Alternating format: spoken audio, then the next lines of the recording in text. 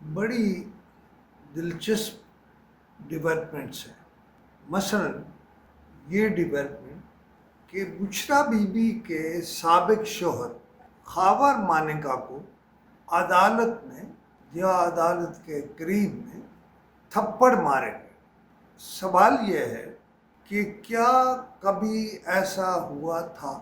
ہماری عدالتی تاریخ میں ایسے واقعات بہت کم ہیں. سوال یہ نہیں ہے کہ کسے تھپڑ مارے گئے اور کس نے تھپڑ مارے.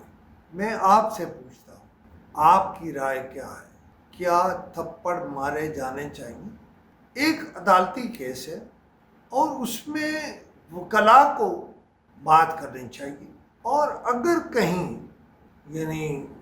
دونوں فریق خود بولنا چاہیں تو اس کی عام طور پر اجازت مل جاتی ہے. اب پی ٹی آئی کہہ رہی ہے کہ عدت نکاح کیس میں خاور مانیکا نے عدالت میں فحش باتیں کی. پی ٹی آئی یہ بھی کہتی ہے کہ جج پر کیس نہ سننے کے لیے دباؤ ڈالا گیا. سچی بات یہ ہے کہ اس پہ تبصرہ کیا کیا جائے. کیا تھپڑ مارنے کی اجازت ہے؟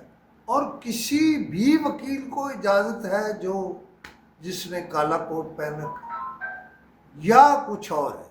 اس کا فیصلہ تو متعلقہ بات کرے گی. اب پھر سوال یہ ہے کہ پی ٹی آئی کہتی ہے کہ خاور مانیکا نے عدالت میں فحش باتیں کی.